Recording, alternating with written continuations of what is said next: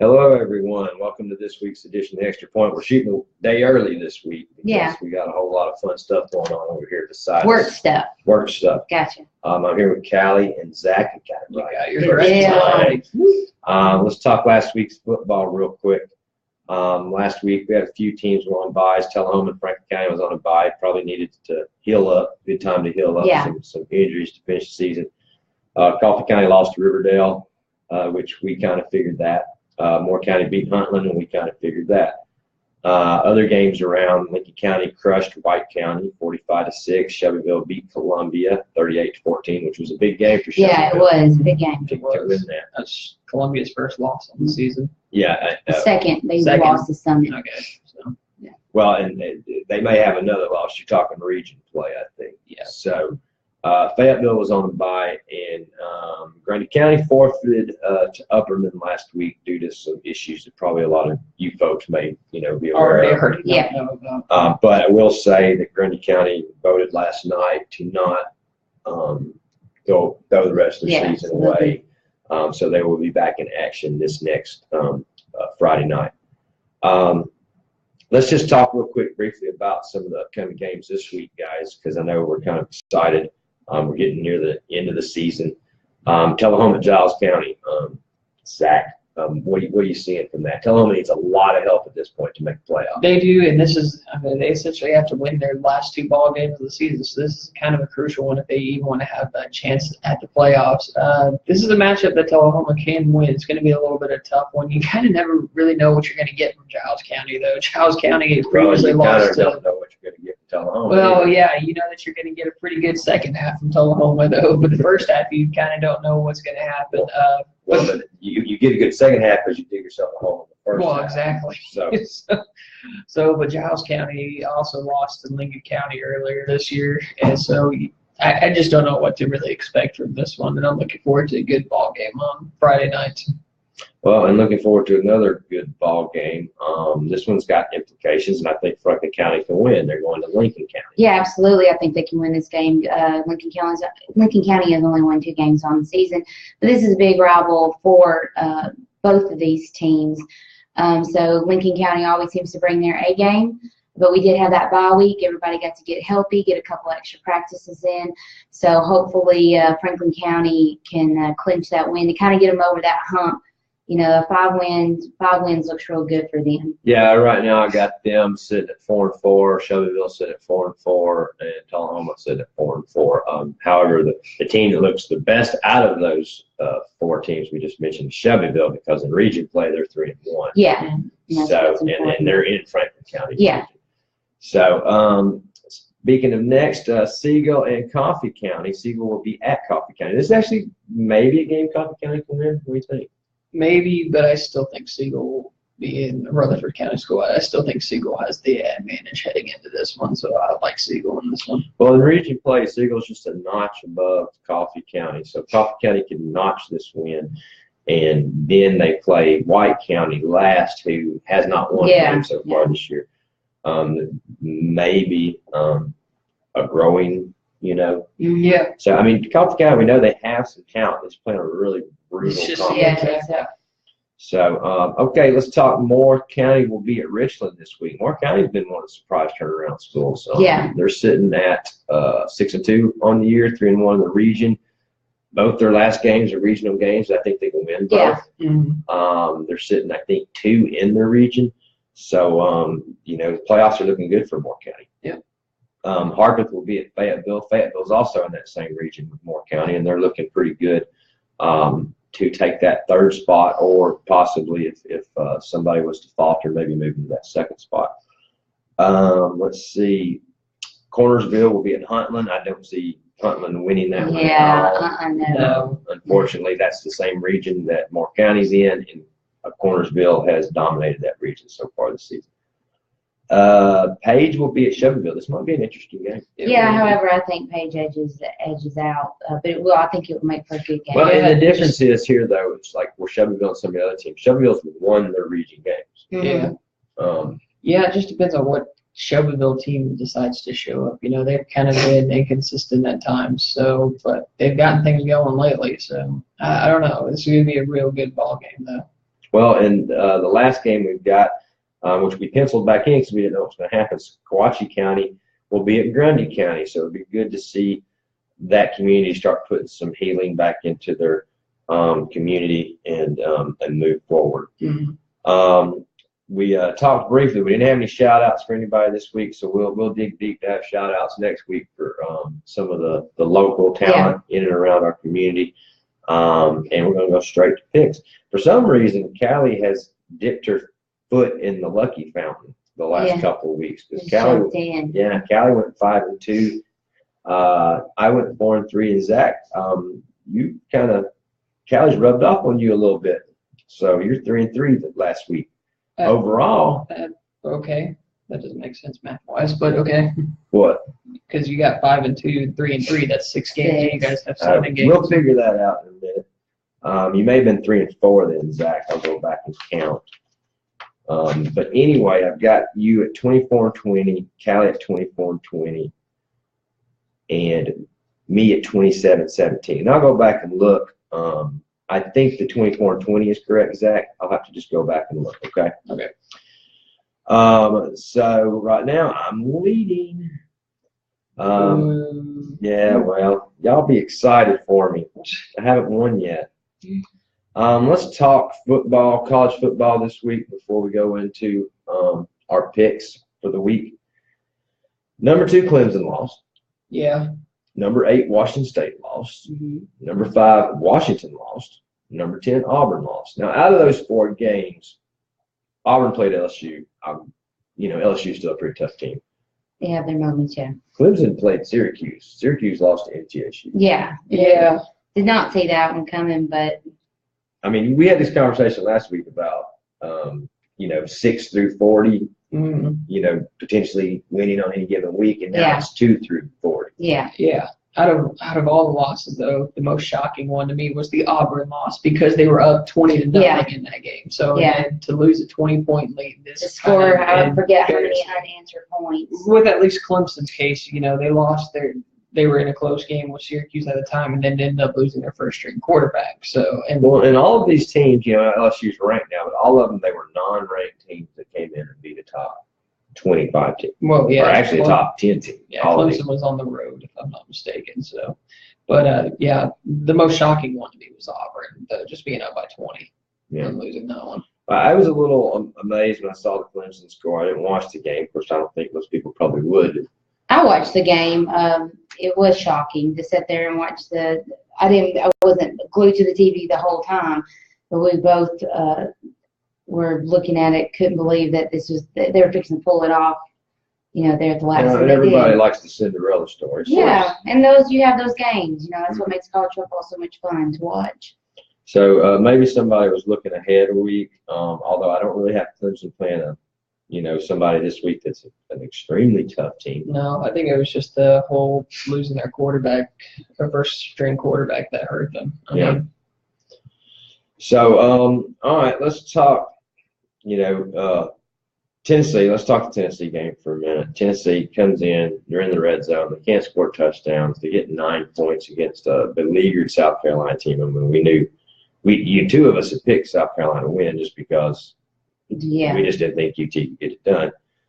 What is up with UT football? Has the team lost confidence, do you think, Zach, in the coaching staff? I honestly don't know, and it's hard to guess that just from seeing what you see on TV, but something's going on with this team, and they just cannot get it done offensively. And then the second half, just to put up that abysmal performance offensively is just embarrassing. Up until the final drive of the game, they had 3 total yards in the second half.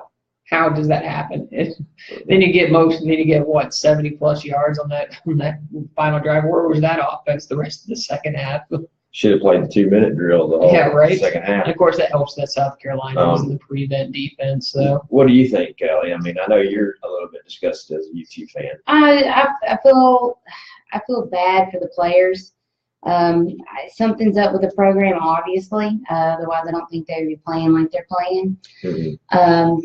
But I think at this point, social media and everything, everybody needs to let them finish out their season. They're going to play how they're going to play, and then that's going to be that. Well, unfortunately, though, the way things are now, if you ride, let's say your coach's coattails to the end, even if you're going to, let go of your coach, it has big implications when it comes to recruiting. Yeah. You almost need someone in place before the season even ends. Yeah, but I also think you roll dice with that too. If they don't like who you put in as interim, or they, if they cloud too much of that, if that's clouding too much of how they're playing in the season itself, I think it's become too much of the talking point, and it's distracting the players from putting forth go ahead and let Butch do what Butch is going to do. Let him finish just out the season. The positive to that is if he doesn't go to a bowl game, if we want him out, if the powers that be want him gone, his buyout goes down significantly if he doesn't win a buyout, if he doesn't win a bowl game or go to a bowl game, sorry. So there's one thing you can look at. If he's going to continue down this road, well, the buyout's not as much. We can put that towards the new coach. And then at the end of the season, really take the time to decide the coach that would be best for the program, not just what the money will buy, what the coach that will be best for the program. Well, and that's kind of one of my questions, because it's not going to get better. They have Alabama this Yeah. Now, if UT was to go in and beat Alabama, would that save Butch Jones? I think it would save him, yes, but I just don't think that's going to happen. I think it would, but the 34-point underdog at this point. I mean, even a good showing. I mean, even I don't think a good showing. 28 to 21. Show it'll get him to the net, and not like, but I still go back and saying we need to, because they were Wes Rucker wrote a really good column about where they stand right now, and the best thing to do, it is becoming too much of a distraction for the players. Unfortunately, social media is what it is. They're trying to turn a deaf ear to it, but exactly how much can you turn a deaf ear to it? Well, that's mostly the questions you're being asked. So I would think, and you go back to when Fulmer was coach and they fired him mid-season, they said that there was no accountability. Why come to practice? Why do anything? Coach is leaving at the end of the season. Isn't it afraid that they know? I mean, can it not be obvious to players right now? I mean, to me, it shows that they're not ready for games, and that may be because of what's going on. Yeah, and I think it is. Yeah, and I think it is. So right now, there's some reports out there that Bobby Petrino is the front runner. Well, I pray and hope that's not the case. Yeah, I really hope that's not the case. Him either. And Chip Kelly.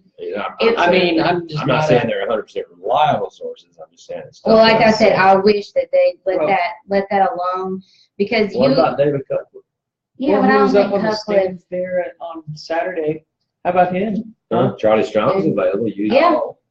But Charlie Strong is also, I think, still undefeated at South Florida. So I wouldn't, if I was Charlie Strong, I'd just stay right How about where I was. Foster, the other Central? If I had a How dream, about John Gruden, since he was up there in the stands on Saturday? Huh? Yeah. if I was He John hasn't done it. Gruden, I think John Gruden likes doing. Oh, I don't. Yeah, I That's why I wouldn't. was having a discussion with a friend yesterday. I have absolutely no idea why he would slip Exactly, into I don't know that why. role. who, in my opinion, that if I had a dream pick, it'd be somebody that's a former player. Take a look at Johnny Majors, Philip Fulmer. I mean, you can say what they want there at the very end. Yeah, but what former players are there? T. Martin's out there. Jim Bob Cooter. If you throw enough money at him, I think Where's he at? he's an offensive coordinator at Detroit Lions. There you go. Yeah, I'd say you'd have to go. for He that. played But with the Detroit Manning. Lions aren't doing that great. Yeah, but Offensively, they are though. yeah, Sure. offensively they're You don't want the great. defensive coordinator, you want the offensive. And he also is a Lincoln County native. Yeah. And if you take a look back at Johnny Majors and Philip Fulmer's time, they owned in-state recruiting, and that's one thing we have yet to be able to come back and capture since Fulmer left. Well, but I would even say Butch Jones has done a great job Well, yeah, recruiting. Yeah. But that's one thing I have a problem with. If you have top 10 recruiting talent Should be able to seasons, translate that on the field like Alabama. at least to be competitive. yeah. I mean, Well, I think a lot so of- you're sitting at 3-3 on the year, but you didn't lose 41 to nothing to Georgia. You lost 41 to 35. Yeah. I think another component. There's so many components. There's not just a bad coach. Everybody wants to say it's Butch. There's other components. Well, it's not just Butch. We talked about it. The a play- week or two well, ago yeah, about you how have- big he just is the head of the whole thing. Exactly. Well, he needs to take responsibility, which he's kind of yet to do. He kind of really hasn't stepped out and said, "Hey, I'm the coach. I'm the one. I've got to take some responsibility." Secondly, you have individual players. Nobody is necessarily, in my opinion, playing as a team right now. You have great individual players, but nobody has come together and said, "We gotta, no matter what." It's like Coach Olive in their two-year loss.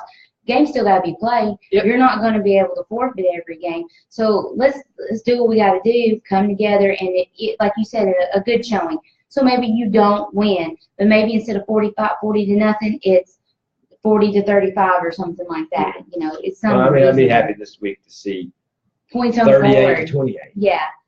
I mean, I think that's what I would be happy to see. I don't expect them to win, but to see a team starting to grow together. Yeah. Team. All right, let's move on. Is Derek Mason at Mandy? You think he's in trouble? He's not done very good. Not very good, but I don't see.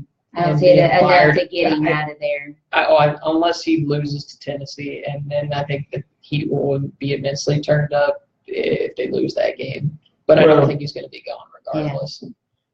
Yeah, I don't think he's going to be gone at the end of the season. I mean, he had a good year last year. I mean, I think he's proven that he knows how to build a team, and he is at Vandy. He's not at. Yeah, people keep forgetting that. And I'm not taking anything away from Vandy at all, so please don't send hate mail. But you've gotten hate mail? No, but I know how mean those Vandy people get. Yeah. But Vandy struggles to find talent sometimes. Well, yeah. And has a tough time in the SEC, or has even, immensely in the past. So I think some of the coaching has helped change the program to where they're not an 0 12 team. Anyway, let's talk this week, and let's do your pen. Okay. Picks this week. I think this is an interesting game. Kentucky's doing quite well at Mississippi State. We'll start with Callie. Ooh, this is hard because Mississippi State has had moments of glory and then really bad moments, and Kentucky's also had the same. I'm going to say, that's hard. Kentucky. It's getting towards the end of the season. All right. The wins are I'm going Mississippi State at home. What do you think? Yeah, I'm going Mississippi State. I was really impressed with them against BYU last week. Of course, BYU's down, but still, it's BYU. And Mississippi State, they had a tough game against, was it Alabama? They got crushed, or was it Auburn? They got beat pretty good. But anyway, I think Mississippi State's got more talent.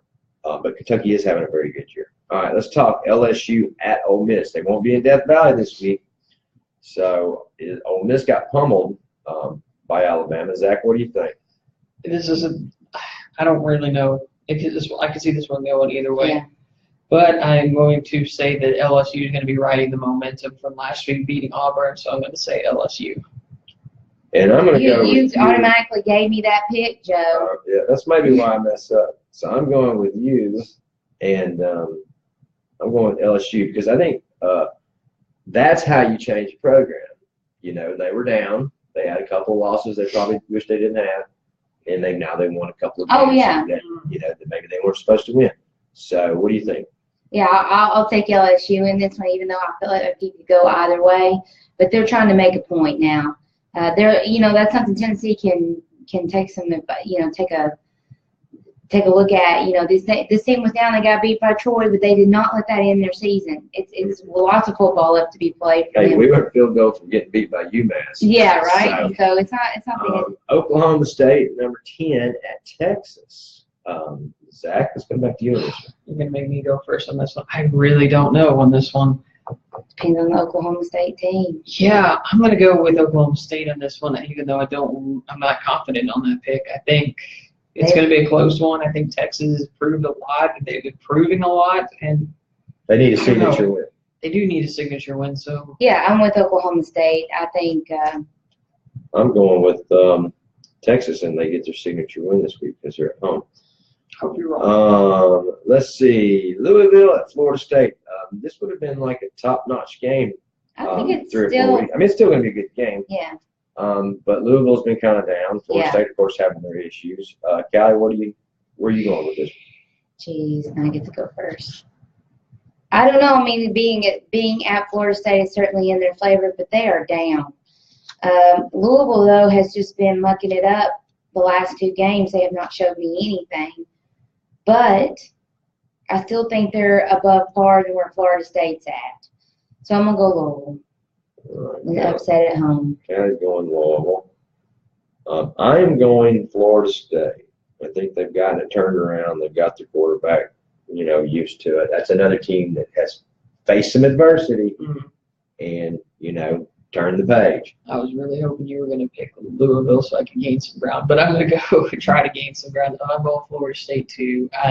Both these teams have just been so inconsistent. And of course, Florida State has reason to be inconsistent, but yeah, Louisville doesn't have as much. I mean, the quarterback is the Heisman Trophy winner, right? I mean, I don't understand. Reigning Heisman Trophy. So, I don't know which game I think is going to be the game of the week here, but we'll start with the Michigan number 19. Michigan, I think, is at number 2. Penn State. Penn State really hasn't played anybody.